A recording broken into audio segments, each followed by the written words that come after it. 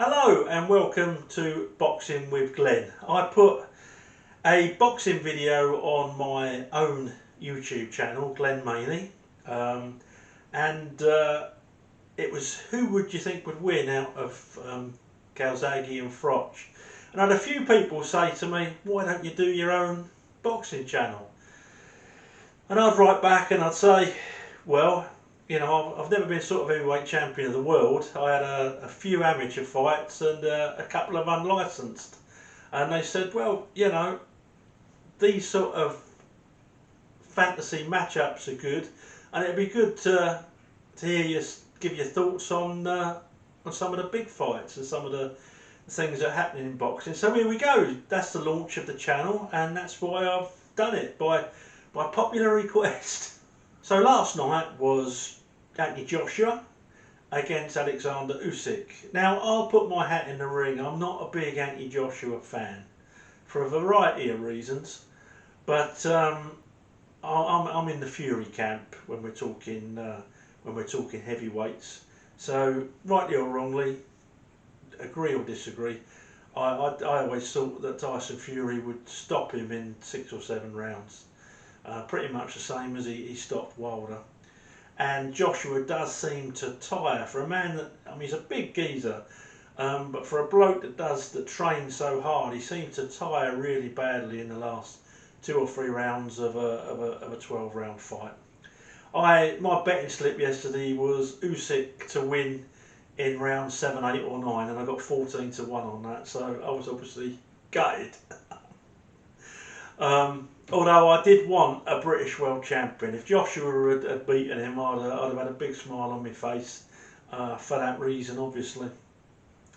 So when did I think that Joshua lost that fight last night? I thought that he lost it in the pre-fight press conference. All this respect flying around the room. I just thought to myself, if you go in there and you try to outbox Usyk, being Mr. Nice, you're going to lose. Don't matter about your advantage, unless you clock him, unless you actually hit him full on, and that's hard to do with Usyk, then no. And to be fair to Anthony Joshua, he did land a couple of belters on Usyk last night, but Usyk obviously stepped back and then went straight back in with combination punches. And when Joshua got tagged by him, he just stood back and didn't go back in. And it reminded me a lot of the Ruiz fight. And I wonder if getting tagged by Ruiz just after he'd knocked him down has left some sort of mental block with Anthony Joshua. Because if you just tag someone and they come straight back and hit you on the temple and you're disorientated, you've got to be thinking, could that happen to me again? And if Andy Ruiz can do it, Alexander Usyk certainly could do it. And I have felt that ever since that night in New York, Joshua has always sort of fought with the brakes on in case that happened again. And I don't think, to be the fighter that he was to win those 3 titles, you can fight like that. And Usyk needs roughing up. He needs throwing out of his step. And that's why I think someone like Tyson Fury would do the job. He's too big. Not that that would affect Usyk having a good go, but I think Fury would be leaning on him. He'd be dirty. He wouldn't be showing that respect in the press conference. And Usyk would know what was coming even before they got in the ring. I mean, last night in the post-fight press conference, Usyk said, "Oh, I thought that would be harder." Yeah, so did everyone else. Josh just got in there, tried boxing him. Not enough skill to outbox Usyk. Tired badly in that last round. Could arguably have been a TKO. I think it wasn't sort of 2 or 3 seconds left. They would have stopped it. So yeah, Joshua. I've seen some stuff written on social media this morning that's a shame, really. Oh, he's just another Frank Bruno. No, he's not. He's better than that. He's a lot better than that.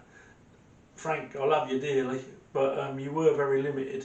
Joshua was a lot better, but last night he met a great pound for pound fighter, and I honestly think the only person in that division that can beat Usyk is Fury. So I'm looking forward to that fight even more than I was looking forward to Fury AJ. So AJ's got an automatic rematch clause, and he appears as though he's going to take it. And all I'll say is he's going to have to change tactics dramatically and really go in there and rough Usyk up. Get under his skin in the press conference. Don't advocate low blows, but really get under his skin when he gets in there.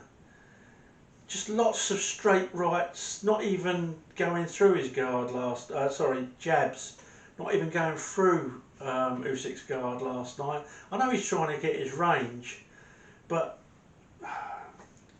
plenty of straight rights. You know, he looked as if he was guarded about throwing them. Maybe because he's thinking, if I get hit on the nut, I'm going down. You know, again from the Ruiz fight. But what he has to do is that he has to throw leather. And when he sees Usyk's injured, which he was a couple of times, he was shaken.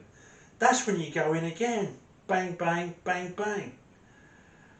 Joshua seems weary about going in to finish someone off. Because again, because of the Ruiz fight, I think, he went in to finish him off, got tagged. So come on, Josh, I'm not your biggest fan, but in the rematch, go for it. Rough him up. Fight the way you used to fight. Fight the way you fought that won you the first world title, and you're in with a shout just because of your size and power. That's all from me, folks. I've got another fantasy super fight coming for you this week, and it's going to be Prince Hamid against Barry McGuigan. Keep your eye out for it, and thanks for supporting the channel. Subscribe, throw a like. Thanks a lot. Bye for now.